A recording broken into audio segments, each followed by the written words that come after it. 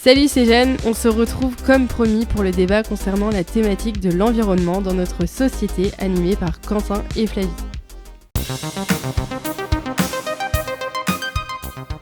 Nous allons donc passer à la partie débat entre moi et Flavie, partie qui était déjà présente dans notre dernier podcast, le Métaverse, qui est d'ailleurs toujours disponible. Allez l'écouter. Nous rappelons également que nous sommes de simples lycéens et que notre avis, nos pensées, ne font pas office de vérité absolue. Donc Flavie, toi, qu'est-ce que tu penses de cette problématique générale sur l'environnement ? Moi déjà, je remarque de plus en plus, même si je suis assez jeune quand même, 18 ans c'est jeune, je remarque de plus en plus qu'il y a de nombreux mouvements écologiques. On n'a pas grandi dans les années de nos parents qui, eux, justement, n'avaient pas cette approche-là de l'environnement. Mais on se rend compte tout de même dans les archives qu'il y a, par exemple, des mouvements, des manifestations, énormément de groupes même qui se soulèvent pour lutter et pour montrer qu'il faut agir tous ensemble. Mais je trouve ça aussi paradoxal, parce que confronté à cette conscience écologique qui se développe, par exemple aussi avec les actions de Greta Thunberg, etc., même en France, eh bien, il y a tout ce côté fast fashion, fast life, fast food, qui semble être devenu essentiel à notre bonheur, et que la consommation, elle se développe autant que la conscience écologique, et que l'une ne rattrape pas forcément l'autre, en tout cas pour le moment. Donc c'est aussi ça qui m'interroge. Et je me dis que c'est étonnant aussi de voir que malgré cette conscience écologique, il y a aussi tout cet aspect de surconsommation qui fait face. Là où je te rejoins Flavie, c'est que j'ai l'impression qu'aujourd'hui, les jeunes ont envie de changement, les jeunes veulent faire face à ce problème climatique, ont envie de changer la société dans son ensemble, dans son organisation. Mais paradoxalement, j'ai l'impression également qu'ils ne sont pas prêts à changer. Ils sont toujours influencés par cette société de consommation, donc par, comme tu as dit, la fast fashion, les fast-food. On voit très bien qu'aujourd'hui, les jeunes veulent toujours, par exemple, acheter le dernier iPhone, alors qu'on sait que cela pollue beaucoup. Et qui ne va pas forcément durer non plus longtemps. Oui, donc je suis un peu partagé par ce paradoxe entre l'envie de changer nos sociétés par les jeunes, mais l'inaction. Mais également l'inaction des jeunes. Et puis il y a aussi tout cet aspect d'être repoussé par les écolo-bobos, par exemple. Il y a énormément de termes péjoratifs en plus qui existent justement, qui tournent autour de l'écologie.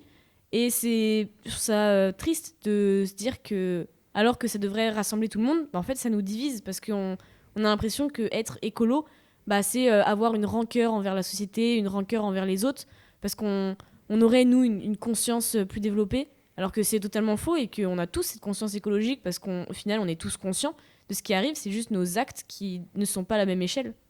Et pour te rejoindre aussi sur ce point, j'ai l'impression que dans l'écologie, il y a des débats qui divisent réellement le monde écologiste, et plus généralement qui mettent d'un côté les bons écologistes et les mauvais écologistes. Par exemple, si on prend le débat sur le nucléaire, on sait que entre le nucléaire et le renouvelable, l'énergie divise beaucoup entre bons et soi-disant mauvais écologistes, puisque par exemple dans le modèle allemand, l'écologie, le mouvement politique écologiste s'est formé justement contre le nucléaire, donc c'est un mouvement contre le nucléaire. Et donc on a l'impression que l'écologie est forcément rattachée politiquement à un parti. Par exemple, en France, on a l'impression que l'écologie est forcément rattachée à la gauche, alors que la droite pourrait très bien également faire de l'écologie. Et j'ai l'impression que c'est ce paradoxe justement qui pousse certains à ne pas agir pour l'environnement, alors qu'ils pourraient très bien agir pour l'environnement. Par exemple, si on prend la droite de la politique française qui n'agit pas beaucoup. On va peut-être pas dire oui, ça. comme si en fait pour justement défendre l'écologie, défendre telle énergie, nous placer tout de suite sur telle partie, et qu'on ne devait plus défendre l'autre et au contraire démontrer tous ses points négatifs, alors que on le sait, on l'a étudié en enseignement scientifique par exemple, il faut un mix, enfin il faudrait, non, on n'a pas la vérité absolue, on l'a dit, mais ce qu'on a l'impression qui paraît le plus intéressant, ce serait un mix des deux, donc du renouvelable et des énergies nucléaires, parce que le nucléaire servirait de transition justement pour attendre que les énergies renouvelables deviennent aptes à être aisément achetées, parce que c'est un investissement, et aisément recyclées, et puis produisent aussi assez d'énergie, parce que vous n'avez pas forcément, on n'a pas les chiffres non plus, mais entre le nucléaire et les énergies renouvelables, le nucléaire a un intérêt énorme en termes de productivité d'énergie. Mais j'ai l'impression que ce débat, il divise tellement que les gens ne peuvent pas se mettre dans la tête de faire un mix entre les deux. J'ai l'impression que pour les pro-nucléaires, c'est forcément nucléaire, et pour les pro-énergie renouvelable, c'est forcément énergie renouvelable. Et je trouve que ce qui est dommage, c'est que les gens restent sur leur position sans forcément s'informer autour des bénéfices et également des avantages d'une énergie, et ne cherchent pas à trouver réellement une solution, mais plus à défendre leur position pour dire moi j'ai raison. C'est pour ça qu'on va bientôt créer notre parti écologique. Oui. Qui s'appellera Mix and Twist. Exactement. Pas mal. La problématique des énergies entre renouvelables et nucléaires, ce qui m'interpelle aussi, c'est que souvent les causes écologiques, on n'a pas assez de données sur, par exemple, lorsqu'on se place du côté du nucléaire ou des énergies renouvelables, parfois on est influencé par un parti, par ce qu'on nous en a dit. Par les lobbies. Par les lobbies aussi. Un lobby étant une grosse entreprise qui a une influence sur le monde entier, pour résumer simplement, entre autres, qui est oui. Vite fait. Qui a une influence en tout cas. Oui, mais c'est pas forcément une entreprise. Oui, c'est en tout cas un groupe financier, on va dire. C'est un groupe de personnes qui mettent leurs services auprès des entreprises pour défendre les partis pris, quoi. Vous irez chercher la définition si vous voulez mieux comprendre. En tout cas, ils sont plus influencés par une cause externe plutôt que par des données.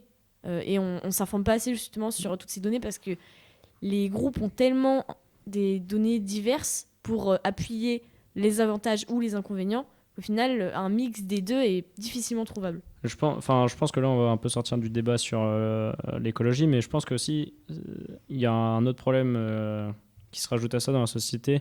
C'est le problème de se concentrer, de vouloir s'informer, de la curiosité, qui est aujourd'hui anéantie, on va dire, d'une certaine manière par tous les réseaux sociaux, tout en fait la société de consommation des médias. Et pourtant, les réseaux sociaux défendent parfois énormément la lutte écologique. Mais ce que je veux dire par là, c'est que les données, elles existent, elles sont là. Le GIEC en fait, il y a l'UNESCAM pour le nucléaire, il y a RTE par exemple pour l'énergie en France. Donc les données, elles sont là, mais c'est juste que je trouve que les personnes ne vont pas forcément chercher ces données, d'une part par manque de curiosité, d'autre part également par manque de formation, parce que c'est quand même des données scientifiques qui ne sont pas simples à analyser, à déchiffrer. Et une dernière part aussi, je pense, c'est aussi par manque de concentration. On voit que les gens ont de plus en plus de mal à se concentrer sur un livre, par exemple, et n'ont donc pas le courage pour aller chercher ces informations et les lire, les résumer, etc. La preuve en est, tu demandes combien de personnes ont lu le rapport du GIEC, même moi, je ne l'ai pas lu, par exemple. Moi, je l'ai lu. Pas dans son entièreté, mais je l'ai lu un petit peu. Bien. Mais sinon, est-ce que toi, t'es confiante là pour la suite ? Je pense pas avoir assez de recul parce que, tiens, d'ailleurs, c'est mon oral de bac. La science nous mènera-t-elle à notre perte ? Moi, je pense qu'on a les ressources pour développer énormément de projets qui pourraient nous aider à lutter contre l'environnement. Mais le problème, c'est toujours ça, c'est cette course à toujours plus de consommation, parce qu'on a l'impression que le développement de nos sociétés, il va avec le développement des technologies, alors que finalement, le développement des sociétés peut aussi aller avec un développement de la conscience, uniquement. Et, enfin, non, pas uniquement, mais principalement. Et ce serait ce développement-là qui pourrait nous permettre d'avoir toute autre forme d'évolution, parce que l'argent, il est là, l'action, elle n'est pas liée à la consommation et aussi au vœu de remplir ses intérêts propres. Puisque Elon Musk, Jeff Bezos, ils ont beau dire qu'ils veulent sauver l'humanité, ça leur rapporte beaucoup d'argent derrière. Mais c'est marrant parce que moi aussi j'ai choisi un grand oral sur l'environnement, comme quoi ce sujet a l'air de nous Les grands préoccuper. esprits se rencontrent. Hein. Oui, exactement. Et moi, c'est une société visant à la décroissance est-elle possible? Et donc, je me suis beaucoup informé dessus. Et en fait, comme tu dis, la société de consommation, consommer toujours plus, en fait, ça vise pas forcément à augmenter les technologies, si d'un côté, mais ça vise surtout à ce qu'on appelle la croissance, donc qui est l'augmentation durable des richesses d'un pays, donc avec le PIB, enfin qui a pour indicateur le PIB. Et en fait, on a l'impression que plus on a cette croissance, plus on sera heureux, plus on pourra développer la science, et plus on deviendra on va dire, plus on écartera la finitude de l'homme Des en surhumains. soi. Oui, voilà, des Des êtres surhumains. surhumains. Et c'est ce qu'on a déjà en partie fait, parce que là, on voit, les énergies ont clairement décuplé nos possibilités. Elles nous ont donné beaucoup plus de force, elles nous permettent de bouger plus rapidement, etc., etc. Mais sauf que le problème, c'est que à force de toujours chercher cette croissance, on a oublié que la base de notre croissance, c'est les ressources naturelles, et que ces ressources naturelles, elles sont pas illimitées, contrairement à ce qu'on pourrait penser. La Terre, peu importe le nombre de machines dessus, la Terre, elle changera pas de taille. Et les ressources dessus, en plus, peuvent s'épuiser. Par exemple, le charbon, le pétrole. On sait que ça met très longtemps à se faire, quasiment plus de 200 millions d'années, jusqu'à 400 millions même. Et donc, il y a un moment où on ne pourra plus utiliser ces énergies.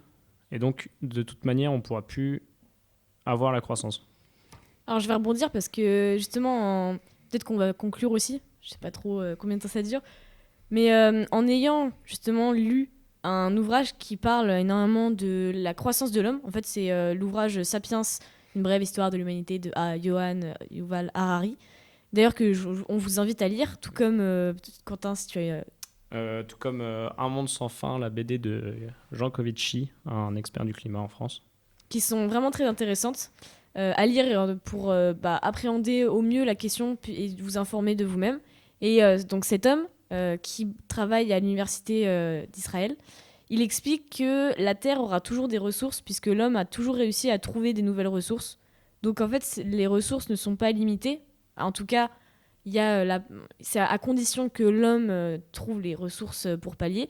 Mais utiliser ces ressources ne veut pas dire qu'on n'augmente pas le CO2, qu'on n'augmente pas les émissions de gaz à effet de serre, qu'on ne réduit pas la surface de la banquise. Et c'est surtout en fait l'usage de ces ressources qui fait qu'on se mène à une certaine perte, même si c'est très pessimiste et que vous inquiétez pas, vous n'allez pas disparaître demain, du jour au lendemain. Et il explique par contre que l'homme, il va vers, plutôt qu'une immortalité, il cherche à devenir amortel. Donc c'est pas un A, c'est un I, la nuance.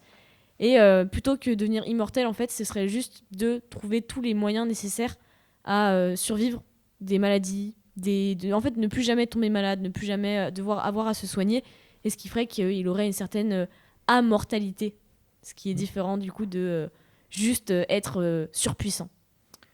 Donc, pour conclure, moi, je finirai sur peu importe les problèmes auxquels on fera face les prochaines années, peu importe ce qu'on fera demain, les problèmes vont arriver de toute façon. On sera obligé de changer nos sociétés. On ne peut plus continuer à vivre comme on fait. En plus, normalement, on devrait être plus sur Terre. Donc, on ne pourra pas vivre à 10 milliards de personnes sur Terre comme on le fait en ce moment. Mais il faut quand même rester optimiste. Et comment on reste optimiste? C'est en agissant sur le problème. En agissant sur le problème, en cherchant des solutions, parce qu'il y en a des solutions. Ça, c'est certain. Et en se disant que peu importe ce qu'on fait, ça aura quand même un impact. Un impact d'ailleurs négatif ou positif. Réfléchir sur comment on agit. Et nous dire que même si on est en France, même si on est jeune, même si... Et nous dire que même si on est en France, même si on est un pays développé, ça aura toujours un impact, même si on est la seule personne à le faire, ça aura toujours un impact. Parce que, comme dirait Monsieur Jancovici, l'homme est mimétique. Et ça veut dire que personne ne fermera les yeux sur ce que vous faites dans le monde.